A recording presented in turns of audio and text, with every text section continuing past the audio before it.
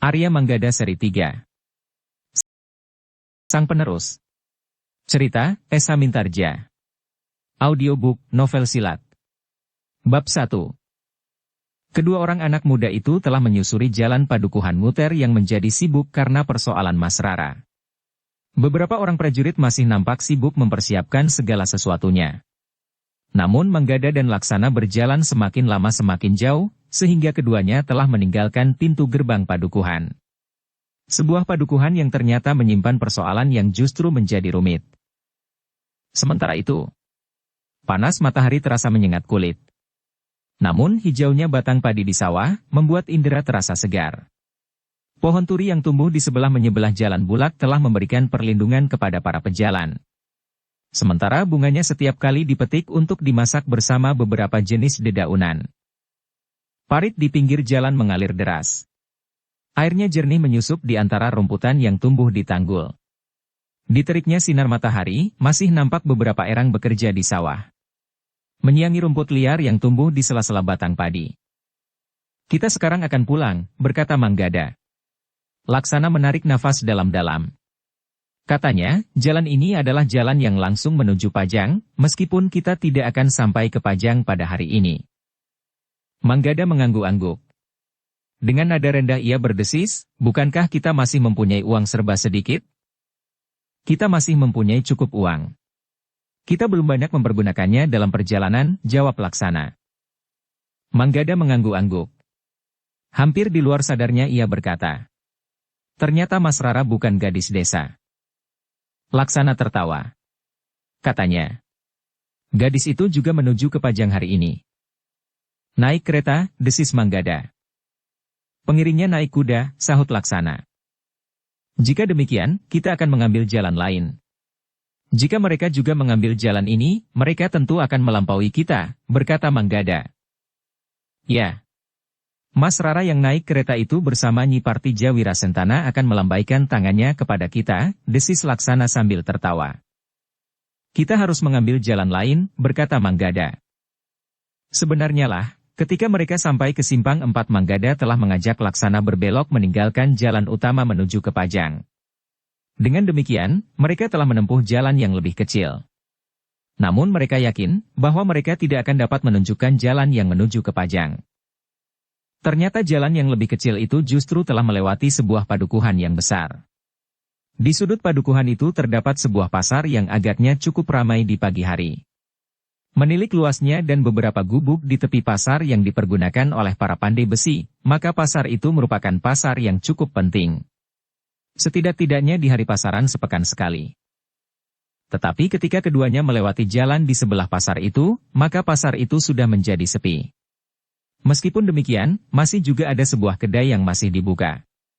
Bahkan masih ada 1-2 orang di dalamnya. "Kita berhenti sebentar. Aku haus," desis Laksana. Manggada mengangguk. Ia pun merasa sangat haus setelah berjalan di bawah teriknya matahari di bulak panjang. Di kedai itu Manggada dan Laksana itu mendengar beberapa orang yang telah ada di dalamnya berbicara tentang padukuhan mereka. Ternyata mereka adalah orang-orang yang tinggal di sekitar pasar itu. Seorang di antara mereka berkata, ternyata keadaan mulai menjadi buruk lagi. Perselisihan di antara kedua orang yang berpengaruh itu akibatnya tidak hanya menimpa mereka dan keluarga mereka. Tetapi orang-orang yang terkait dalam kerja dengan mereka pun terpengaruh pula. Manggada dan Laksana yang sedang minum minuman hangat itu pun tergoda untuk mendengarkannya. Namun kemudian keduanya menarik nafas dalam-dalam hampir bersamaan. Ternyata yang mereka bicarakan benar-benar persoalan keluarga. Seorang yang lain berkata, "Lamaran yang semula nampaknya akan diterima itu, kenapa tiba-tiba saja telah ditolak?" "Kau benar-benar tidak tahu sebabnya?" orang pertama bertanya. "Tidak. Itulah. Semula keadaan membaik. Keduanya nampaknya akan mengizinkan anak-anak mereka menikah. Tetapi tiba-tiba keadaan menjadi buruk lagi ketika mereka mulai berbicara tentang air yang mengalir di antara sawah-sawah mereka yang sudah lama menjadi sengketa," jawab orang pertama. Yang lain mengangguk-angguk. Mereka mengerti bahwa persoalan air telah menjadi persoalan yang berkepanjangan di antara kedua keluarga dari orang-orang yang berpengaruh di padukuhan itu. Nampaknya perselisihan itu akan diakhiri dengan perkawinan antara anak-anak mereka. Tetapi perkawinan itu pun telah urung pula. Manggada dan Laksana tidak menaruh banyak perhatian tentang persoalan keluarga itu. Namun yang kemudian menarik adalah justru ketika mereka berbicara tentang pasar yang cukup luas itu. Dari pembicaraan mereka, Manggada dan Laksana dapat mengetahui bahwa pasar itu adalah pasar yang terbesar di antara 3 buah pasar yang ada di Kademangan mereka. Justru lebih besar dari pasar yang ada di Kademangan induk. Namun pembicaraan mereka terputus ketika 2 orang di antara mereka harus meninggalkan kedai itu. Kami masih harus melihat air. Jika kotak sawah kami sudah penuh, kami harus menutupnya. Kotak-kotak sawah yang lain tentu membutuhkannya, berkata salah seorang dari mereka yang meninggalkan kedai itu. Manggada dan Laksana pun kemudian telah membayar harga minuman dan beberapa potong makanan. Ketika mereka keluar dari kedai itu, matahari sudah condong di sisi barat. Keduanya pun kemudian telah melanjutkan perjalanan melewati lorong di dalam padukuhan yang cukup besar itu. Beberapa rumah di pinggir jalan itu memang cukup besar dan rapi. Agaknya padukuhan itu termasuk padukuhan yang berkecukupan. Namun ketika Manggada dan Laksana melewati 3 padukuhan yang disekat oleh bulak-bulak panjang, matahari sudah menjadi sangat rendah. Sebentar lagi senja tentu akan segera turun. Apakah kita akan bermalam di sini? Bertanya Manggada. Laksana termangu-mangu. Padukuhan itu memang tidak sebesar padukuhan yang memiliki pasar terbesar di Kademangan itu. Tetapi nampaknya padukuhan itu cukup ramai. Kita bermalam di padukuhan yang kecil dan sepi saja, berkata Laksana. Kenapa? Bertanya Manggada. Nampaknya di sini terlalu sibuk. Jika bermalam di Banjar, agaknya di Banjar padukuhan itu pun banyak terdapat anak-anak muda atau orang-orang lain dengan kesibukannya, jawab Laksana. Manggada mengangguk. Katanya, baiklah. Kita melintasi 1 bulak lagi. Keduanya pun telah meneruskan perjalanan. Langit pun menjadi semakin suram. Matahari telah semakin rendah dan kemudian bertengger di punggung bukit. Namun sejenak kemudian, senja benar-benar turun. Kedua anak muda itu telah memasuki sebuah padukuhan yang lebih kecil dan lebih sepi, sehingga Laksana menganggap bahwa tempat itu adalah tempat yang paling baik untuk beristirahat. Apalagi di pinggir padukuhan itu terdapat sebuah sungai kecil yang airnya cukup jernih. Karena itulah, kedua orang anak muda itu telah menuju ke Banjar Padukuhan ketika malam mulai turun.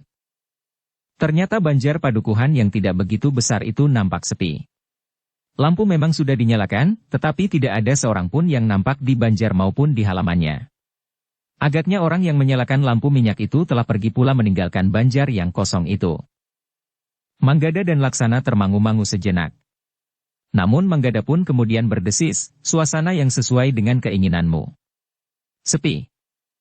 Ah, Laksana berdesah, kita bertanya di rumah sebelah. Keduanya telah pergi ke rumah di sebelah Banjar itu, rumah yang juga tidak begitu besar meskipun halamannya cukup luas. Namun nampaknya tidak cukup terpelihara. Ternyata pintu rumah itu sudah tertutup. Perlahan-lahan agar tidak mengejutkan pemilik rumah itu, Manggada mengetuk pintunya. Sejenak kemudian, pintu rumah itu memang terbuka. Seorang laki-laki yang sudah lewat setengah abad berdiri termangu-mangu di belakang pintu. Siapa yang kalian cari anak-anak muda? Bertanya laki-laki itu. Manggada pun kemudian menjelaskan bahwa ia sekadar ingin bermalam di Banjar. Tetapi Banjar itu ternyata kosong meskipun lampu telah menyala. Oh, mari silahkan.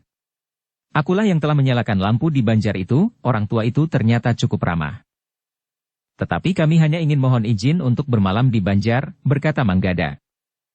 Banjar kami seluruhnya terbuka anak-anak muda, jawab orang tua itu, angin malam akan berhembus mendinginkan darah kalian. Karena itu, jika kalian ingin bermalam, marilah, bermalam saja di rumahku. Aku jugalah yang melayani Banjar itu.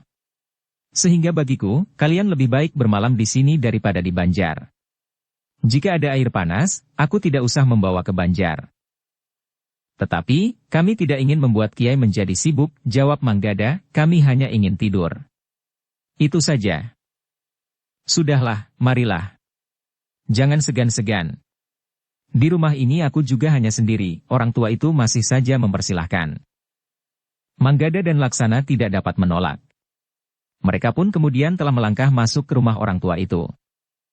Seperti halamannya yang kurang terpelihara, isi rumah itu pun agaknya kurang terawat. Apalagi perabot rumah itu memang cukup sederhana.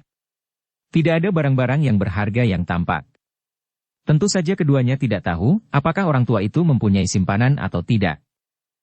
Duduklah, orang tua itu mempersilahkan. Manggada dan Laksana pun duduk di sebuah amben yang besar. Ketika orang tua itu masuk ke sentong kiri sejenak, Manggada dan Laksana sempat memperhatikan isi rumah itu. Selain amben besar tempat mereka duduk, mereka hanya melihat sebuah geledek bambu yang agak besar. Ajuk-ajuk, tempat orang tua itu meletakkan delupak minyak kelentik yang sudah menyala. Apinya tampak bening dan tidak terlalu banyak mengeluarkan asap kehitam-hitaman. Sejenak kemudian, orang tua itu telah keluar dari sentong kiri. Ternyata ia telah membenahi pakaiannya. Dikenakannya baju yang lebih pantas, serta merapikan rambutnya yang panjang di bawah ikat kepalanya. Di sini Angger berdua tentu merasa lebih hangat daripada di Banjar, berkata orang tua itu. Tetapi kami benar-benar tidak ingin merepotkan Kiai. Kami hanya ingin tidur. Besok pagi-pagi kami ingin melanjutkan perjalanan, jawab Manggada dan Laksana. Angger berdua itu akan pergi kemana, bertanya orang tua itu. Manggada dan Laksana sempat menceritakan serba sedikit tentang perjalanannya. Mereka mengatakan bahwa mereka ingin pulang. Apakah Angger berdua sudah tahu, jalan manakah yang harus Angger lalui, bertanya orang tua itu. Tidak terlalu sulit. Kiai, bukankah setiap orang akan dapat menunjukkan jalan ke Pajang? Setelah sampai di Pajang, kami dapat dengan mudah mencari jalan pulang, jawab Manggada. Dukung channel Novel Silat dengan subscribe, follow, like, komen dan share. Orang tua itu mengangguk-angguk. Katanya, baiklah jika demikian. Tampaknya, Angger berdua telah berpengalaman menempuh perjalanan. Kami memang sedang menempuh perjalanan panjang. Mungkin jauh lebih panjang dari jalan yang seharusnya menuju ke Pajang, karena kami memang sedang mengembara. Kami ingin melihat seberapa jauhnya Cakrawala. Orang tua itu tertawa. Katanya, kalian tampaknya memang anak-anak muda yang haus akan pengalaman. Jika kau dekati Cakrawala, maka Cakrawala itu akan selalu saja tetap jauh. Jika Cakrawala itu kemudian membentur gunung, maka Cakrawala itu justru akan menghilang. Itulah yang menarik, Kiai, jawab Manggada. Orang tua itu mengangguk-angguk pula. Katanya, bagus anak muda. Pengalaman dapat memberikan banyak pengetahuan kepada kalian, asal kalian dapat menangkapnya dan mencerna dengan baik di dalam dirimu. Kami memang ingin melakukannya Kiai. Tetapi betapa bodohnya kami, sehingga apa yang kami alami, apa yang kami lihat, dan apa yang kami dengar, tidak menambah pengetahuan kami, sehingga kami masih saja tetap dungu, jawab Manggada. Orang tua itu tertawa. Katanya, kalian ternyata adalah anak-anak muda yang cerdas. Bukankah kalian ingin mengatakan, semakin banyak yang kalian ketahui, maka kalian merasa semakin banyak pula yang tidak kalian ketahui? Kedua anak muda itu berpandangan sejenak. Namun Laksana kemudian berkata, ya Kiai. Kami memang merasa demikian. Bagus, orang tua itu mengangguk-angguk, itu adalah pertanda bahwa pintu perbendaharaan ilmumu terbuka. Kalian akan dapat menimba pengetahuan sebanyak-banyaknya. Orang yang merasa dirinya penuh dengan pengetahuan, maka itu adalah batas akhir dari kemampuannya, ia telah menutup pintu perbendaharaan pengetahuannya sendiri, sehingga orang yang demikian itu tidak akan dapat menambah ilmu dan pengetahuan lagi. Manggada dan Laksana mengangguk-angguk. Menurut pendapat kedua anak muda itu, orang tua itu ternyata memiliki jangkauan penalaran yang jauh. Jauh lebih luas dari wujud kewadagannya yang sangat sederhana itu. Tetapi kedua anak muda itu tidak mengatakan sesuatu tentang orang tua itu. Namun orang tua itu tiba-tiba saja berkata, silakan duduk anak muda. Aku akan merebus air. Sudahkah Kiai? Terima kasih. Kiai pun sudah waktunya untuk beristirahat, bukankah Kiai tadi sudah berbaring? Bertanya Manggada. Orang tua itu tersenyum. Katanya, aku mempunyai pohon jeruk pecel. Tentu sedap sekali untuk membuat minuman di malam yang dingin begini. Hanya daunnya. Bukan jeruknya. Aku juga mempunyai beberapa tangkap gula kelapa, jangan kira aku membeli. Aku justru menjual gula kelapa, karena aku mempunyai beberapa batang pohon kelapa yang aku sadap air manggarnya. Tetapi sudahlah Kiai. Kiai tidak usah menjadi sibuk karena kehadiran kami, berkata Laksana. Orang tua itu justru tertawa. Katanya, aku ingin memanaskan tubuhku. Malam terasa sangat dingin. Manggada dan Laksana tidak dapat mencegahnya lagi. Orang tua itu kemudian meninggalkan keduanya di ruang tengah. Lewat pintu samping, orang tua itu telah pergi ke dapur. Ketika pintu samping terbuka, dan tengah bertiup menyibakkan kain yang menutup pintu sentong tengah yang tidak berdaun, kedua anak muda itu sempat melihat sebuah peloncon dengan 3 batang tombak di dalamnya, serta sebuah songsong yang berwarna kuning bergaris hijau. Manggada dan Laksana saling berpandangan sejenak. Demikian orang tua itu pergi ke dapur, maka Manggada pun berkata, kau lihat songsong itu? Ya. Tetapi apakah songsong itu milik Kiai pemilik rumah ini? Jika ia petugas Banjar Padukuhan, ia tentu orang yang sudah terhitung lama tinggal di sini, jawab Laksana. Manggada pun mengangguk-angguk. Namun songsong dan 3 batang tombak di sentong tengah itu, telah menimbulkan pertanyaan di hati kedua anak muda itu.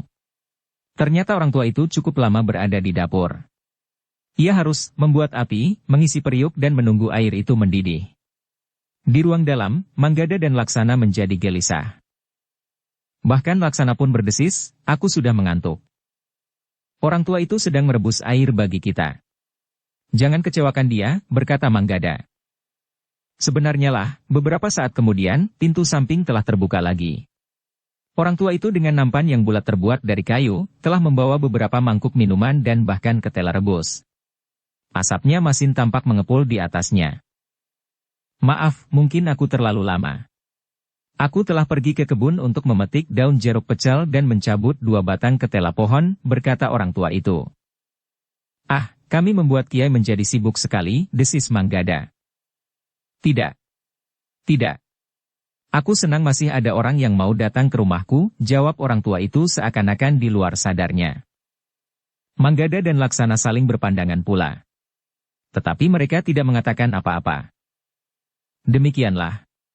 Sejenak kemudian, mereka telah menikmati rebus ketela dan minuman yang masih hangat. Seperti dikatakan oleh orang tua itu. Mereka menghirup wedang jeruk.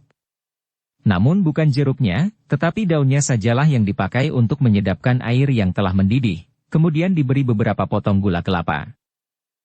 Ketika kemudian angin malam menyusup di antara dinding-dinding yang berlubang, dan sekali lagi menyingkapkan kain penutup pintu yang tidak berdaun di sentong tengah, maka di luar sadar, Manggada dan Laksana telah memperhatikan lagi songsong dan tombak yang ada di sebuah peloncon yang besar di sentong tengah itu. Ternyata orang tua itu tanggap. Karena itu, tanpa diminta orang tua itu pun berkata, songsong itu adalah songsong titipan. Selain songsong itu ada 3 batang tombak yang menurut pemiliknya mempunyai tuah. Kedua anak muda yang mulai berkeringat oleh panasnya wedang jeruk dan ketela pohon yang masih hangat itu, mengangguk-angguk. Tetapi mereka mengharap orang tua itu bercerita lebih banyak lagi tentang songsong dan tombak itu. Namun ternyata orang tua itu pun telah menghirup minuman panas dan makan ketela rebus itu pula. Bahkan telah mempersilahkan kedua anak itu untuk makan pula lebih banyak lagi. Berapa saat Manggada dan Laksana menunggu. Tetapi orang tua itu tidak bercerita lagi tentang songsong dan tombak itu. Karena itu, Laksana yang ingin mengetahui lebih banyak telah bertanya, siapakah yang telah menitipkan songsong dan tombak-tombak itu? Orang tua itu mengerutkan keningnya. Namun kemudian katanya, sudah lama terjadi. Aku sendiri tidak tahu. Apakah orang yang menitipkan benda-benda itu masih ingat atau tidak? Orang tua itu berhenti sejenak. Lalu katanya, saat itu, Banjar di sebelah masih dianggap Banjar Padukuhan ini. Apakah sekarang sudah tidak? Bertanya Laksana. Orang-orang Padukuhan ini telah membuat Banjar yang lebih baik. Karena itu, Banjar ini tidak lagi banyak dipergunakan. Hanya kadang-kadang saja jika kegiatan di Banjar yang baru itu sudah tidak menampung lagi. Karena itu, Banjar ini tampak sepi. Hanya kadang-kadang saja para pemuda singgah beberapa lama duduk-duduk di Banjar lama itu. Lalu meneruskan tugas mereka lagi mengelilingi Padukuhan. Terakhir mereka kembali ke Banjar baru. Manggada dan Laksana mengangguk-angguk. Mereka pun menganggap bahwa Banjar itu memang terlalu sepi. Namun mereka pun kemudian mengetahui bahwa di samping Banjar lama itu, sudah ada lagi Banjar yang baru, sehingga hampir semua kegiatan padukuhan itu telah beralih ke Banjar yang baru itu. Tetapi kedua anak muda itu segera teringat kembali kepada pertanyaan mereka yang belum terjawab. Karena itu, Laksana pun kembali bertanya, tetapi, siapakah yang telah menitipkan pusaka-pusaka itu? Itu sudah lama terjadi, jawab orang tua itu, seandainya aku sekarang bertemu dengan orang yang menitipkan pusaka-pusaka itu, aku sudah tidak akan dapat mengenalinya lagi. Jadi, bagaimana seandainya ada orang lain yang berpura-pura memiliki pusaka-pusaka itu? Bertanya Manggada. Lalu, orang yang pernah mengetahuinya, datang dan mengaku bahwa orang itulah yang telah menitipkannya dan kemudian akan mengambilnya kembali. Orang tua itu tertawa. Katanya, itu tidak mungkin, Ger. Pada tangkai songsong itu terdapat karah besi baja. Di bawah karah besi baja itu, terdapat patung kecil yang kakinya tepat masuk pada karah besi itu. Patung seekor harimau yang terbuat dari perunggu. Nah, siapa yang membawa patung itu dan kakinya dapat masuk tepat pada lubang karah besi itu, barulah ia dapat mengambilnya. Manggada mengerutkan dahinya dan Laksana mengangguk-angguk. Katanya, jika orang yang memiliki patung itu telah melupakannya dan tidak akan mengambilnya lagi, benda-benda itu akan menjadi benda-benda yang tidak bertuan. Benda-benda yang tidak ada pemiliknya, jawab orang tua itu. Bukankah dengan demikian benda-benda itu akan menjadi milik Kiai? Bertanya Manggada. Ah, orang tua itu tertawa. Katanya, tidak pantas aku memiliki benda-benda seperti itu. Yang pantas bagiku adalah cangkul dan barangkali bajak dan garu. Manggada dan Laksana saling berpandangan sejenak. Namun kemudian Manggada pun bertanya, kenapa patung kecil itu dilepas, Kiai? Apakah sengaja untuk menjadi pertanda bagi pemiliknya, atau karena perhitungan lain? Yang penting adalah bagi pertanda itu. Tanpa pertanda itu, tidak seorang pun dapat mengambilnya. Tetapi sebenarnya patung kecil itu sejak sebelumnya memang sudah dilepas. Pemilik songsong itu tidak sampai hati melihat patung harimau yang kakinya melekat pada karah tangkai songsong itu. Jika songsong itu diletakkan pada tangkainya, maka kepala harimau itulah yang akan menjadi tumpuannya, jawab orang tua itu. Manggada dan Laksana mengangguk-angguk. Sambil tersenyum, Manggada bertanya, apakah orang yang memiliki songsong itu seorang yang hatinya sangat lembut, sehingga merasa belas kasihan terhadap sebuah patung? Ya, orang tua itu mengangguk-angguk, seorang yang hatinya memang sangat lembut. Seorang yang ramah dan berpandangan luas. Apakah ia datang seorang diri dengan membawa songsong dan pusaka-pusaka itu? Bertanya Laksana. Tidak. Ia datang dengan beberapa orang pengiringnya, jawab orang tua itu. Lalu katanya, tanpa mau mengatakan tentang dirinya, asalnya dan tujuannya. Ia hanya mengatakan bahwa ia menitipkan songsong dan pusaka-pusaka itu. Pada suatu saat, akan diambilnya dengan pertanda yang dibawanya. Tetapi ternyata, sampai sekarang benda-benda itu masih belum diambilnya. Sudah berapa tahun benda itu ada di sini? Bertanya Manggada. Sudah lama. Jauh sebelum Raden Panji Prangpranata berkuasa di daerah ini, jawab orang tua itu. Jadi kekuasaan Raden Panji Prangpranata juga terasa sampai di sini? Bertanya Manggada. Ya. Raden Panji yang semula menjadi gantungan harapan rakyat dengan menghalau kerusuhan di daerah ini, ternyata kemudian justru mencemarkan sekali, jawab orang tua itu. Apakah Raden Panji sering datang kemari? Bertanya Laksana. Perempuan di sebelah, kira-kira berantara 4 rumah dari rumah ini, telah diambil menjadi istrinya. Tetapi entah apa yang terjadi, perempuan itu telah meninggal, jawab orang tua itu. Manggada dan Laksana mengangguk-angguk. Jarak padukuhan itu dari pusat pengendalian pasukan Raden Panji tidak jauh berbeda dengan jarak antara Nguter dan tempat tinggal orang tua itu. Manggada dan Laksana mengangguk-angguk. Jarak padukuhan itu dari pusat pengendalian pasukan Raden Panji tidak jauh berbeda dengan jarak antara Nguter dan tempat tinggal Raden Panji. Untunglah bahwa Raden Panji tidak mengetahui songsong dan pusaka-pusaka yang ada di rumah ini. Jika ia mengetahui, mungkin benda-benda itu sudah diambilnya, berkata orang tua itu pula. Namun kemudian Manggada berkata, Raden Panji telah diganti Kiai. Heh, orang tua itu terkejut, dari mana kau tahu? Aku baru saja dari Nguter. Peristiwa pergantian kedudukan itu terjadi di Nguter, jawab Manggada. Siapakah yang menggantikan kedudukan Raden Panji sekarang? Bertanya orang tua itu. Ki Panji Wiratama, jawab Manggada. Orang tua itu mengangguk-angguk. Katanya, aku belum mengenalnya. Tetapi mudah-mudahan caranya memerintah lebih baik dari Raden Panji Prangpranata. Tampaknya begitu Kiai, jawab Manggada. Petugas yang baru itu tentu saja tidak tahu bahwa di rumah ini ada benda-benda pusaka yang dititipkan.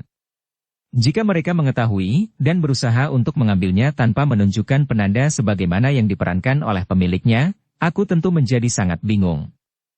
Aku tidak berani menolak, tetapi aku juga tidak berani memberikan, berkata orang tua itu. Ki Panji Wiratama tidak akan berbuat seperti Raden Panji, berkata Manggada. Menilik sikapnya dan langkah-langkah yang diambilnya. Sebelum memegang kekuasaan, desis orang tua itu. Ya. Sebelum menggantikan kedudukan Raden Panji, jawab Manggada. Itulah Nger. Kadang-kadang seseorang dapat berubah karena kedudukannya. Kelengkapan duniawi yang mewarnai kehidupan seseorang, akan dapat menusuk sampai ke watak dan pribadinya, sehingga seseorang akan dapat menjadi orang lain. Tetapi mudah-mudahan tidak demikian dengan orang yang baru itu.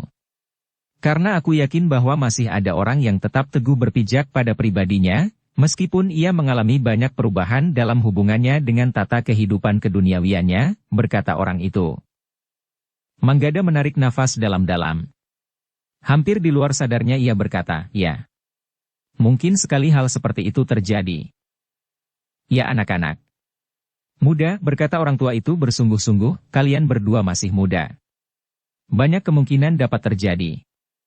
Jika pada suatu ketika kalian mendapat satu kedudukan yang tinggi, maka kalian jangan cepat berubah.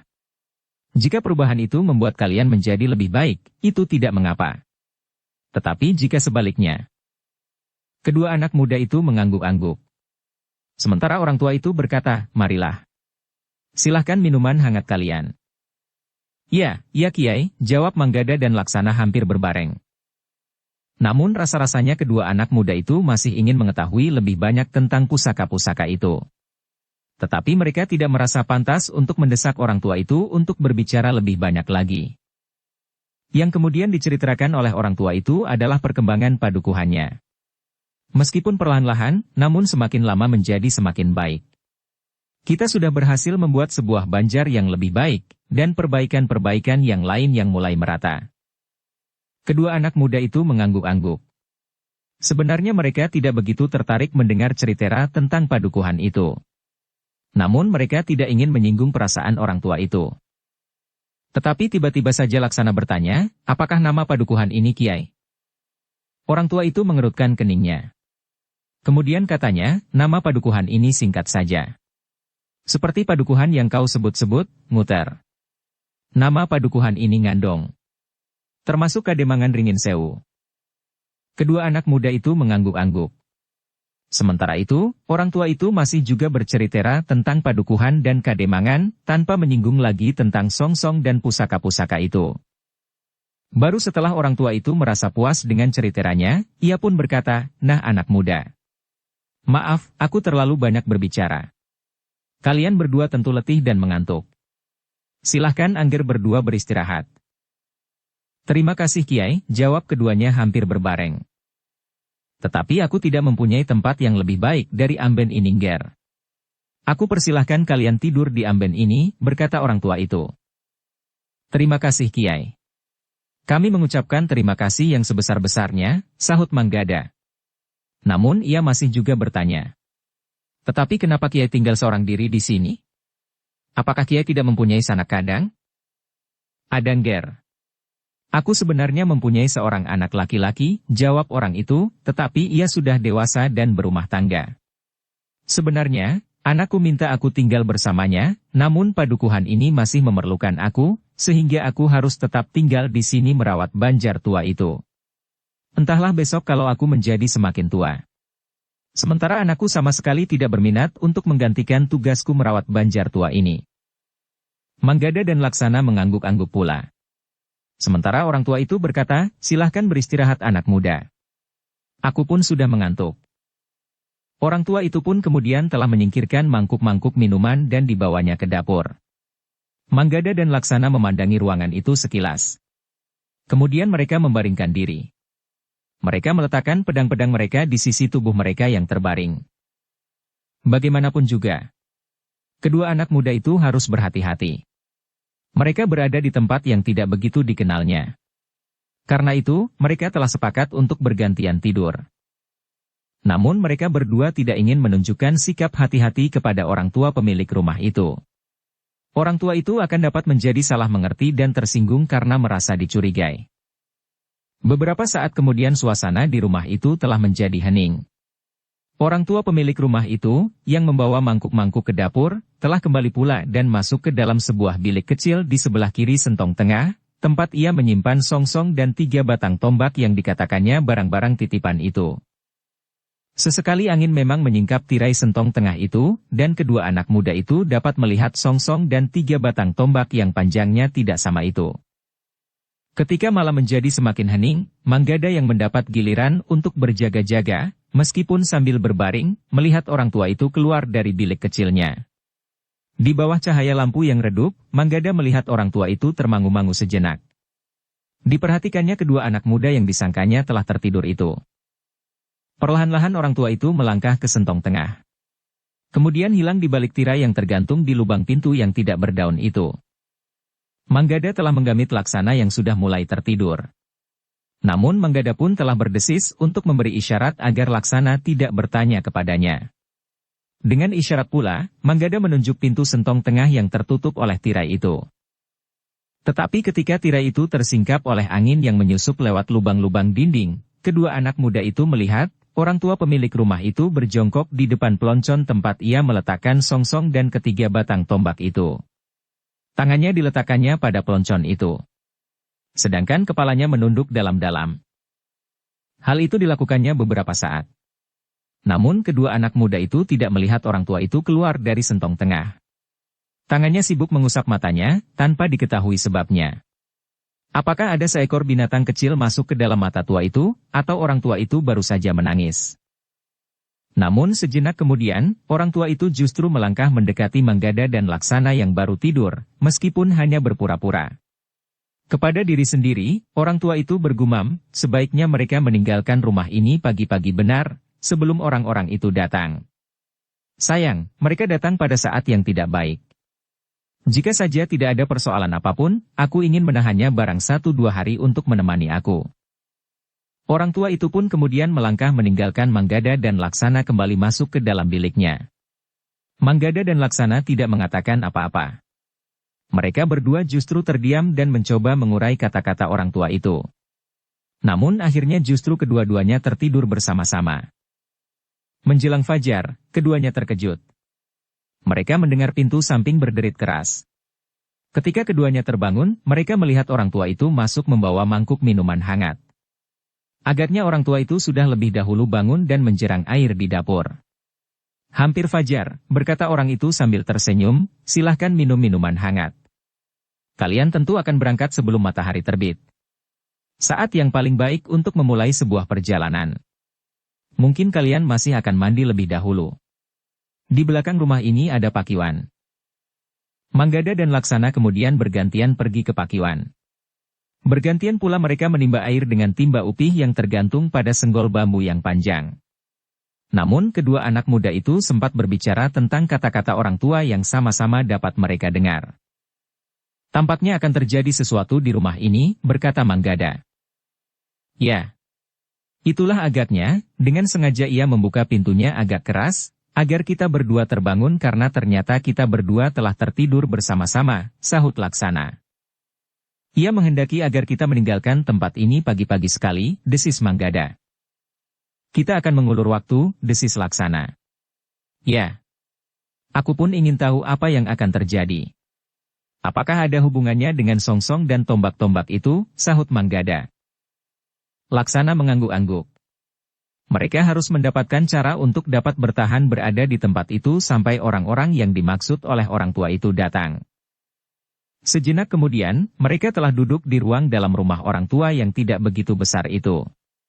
Minuman yang disediakan masih tetap hangat. Wedang jahe dengan gula kelapa yang kehitam-hitaman. Marilah Ger, orang tua itu mempersilahkan, mumpung masih pagi. Udaranya masih segar dan matahari pun belum mulai naik. Terima kasih Kiai, jawab Manggada sambil mengangkat mangkuknya. Demikian pula Laksana. Aku tidak dapat menyuguhkan apapun kecuali sekadar minum, berkata orang tua itu pula. Keduanya tidak menjawab. Tetapi keduanya sibuk meneguk minuman hangat dengan gula kelapa yang menurut orang tua itu dibuatnya sendiri. Maaf anak-anak muda, berkata orang tua itu kemudian, sebentar lagi, aku harus berada di kebun kelapaku. Aku harus menyadap legen untuk membuat gula. Pekerjaan yang aku lakukan 2 kali sehari. Kia masih memanjat dan menyadap sendiri, bertanya Manggada. Ya. Aku lakukan itu setiap hari, pagi dan sore, berkata orang tua itu. Kiai, tiba-tiba saja Laksana berkata, apakah kami dapat membantu? Wajah orang tua itu berkerut. Katanya, tidak. Itu tidak perlu. Aku justru ingin mempersilahkan Angger berdua mulai dengan perjalanan pagi-pagi, mumpung matahari belum terbit. Sementara aku pergi ke kebun kelapa. Aku harus mulai pagi-pagi sekali agar tidak kesiangan. Kiai, berkata Manggada, kami berdua tidak tergesa-gesa. Kami ingin mengucapkan terima kasih dengan melakukan apa saja pagi ini. Nanti setelah matahari sepenggalah, kami akan melanjutkan perjalanan. Orang tua itu termangu-mangu sejenak.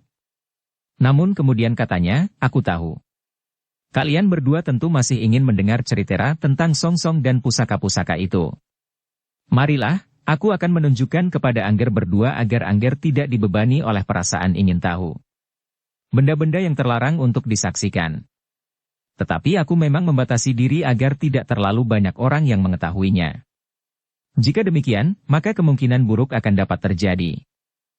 Sebelum kedua anak muda itu menjawab, orang tua itu telah melangkah ke sentong tengah. Disingkapkannya tirai pintu sentong tengah itu dan disangkutkannya pada uger-uger di sebelah. Marilah Ngger.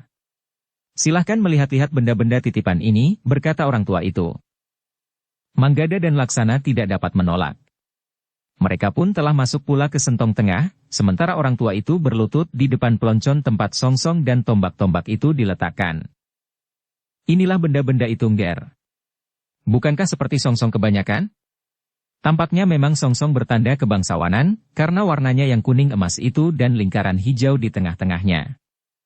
Manggada dan Laksana masih tetap berdiri tegak. Tetapi dalam cahaya pagi serta sinar lampu di ruang tengah, keduanya melihat ke arah tangkai tombak di bawah mata tombak itu terbuat dari logam yang berwarna kekuning-kuningan. Emas, desis keduanya di dalam hati. Bahkan ketika mereka sempat melihat tombak yang bertangkai lebih pendek, karah itu bukan saja terbuat dari emas. Tetapi terdapat pula permata yang gemerlapan. Agaknya orang tua itu mengerti apa yang diperhatikan oleh kedua anak muda itu. Karena itu, maka katanya, sama sekali bukan emas dan permata. Tetapi logam-logam tiruan sehingga mirip seperti emas. Demikian pula permata itu. Meskipun tiruan, tetapi bentuknya bagus sekali Kiai, sahut Manggada. Nah, sekarang Angger berdua telah melihatnya, desis orang tua itu sambil bangkit dan melangkah surut. Marilah kita kembali ke ruang tengah. Bersambung ke bab 2. Dukung kami dengan subscribe, follow, like, komen dan share. Terima kasih.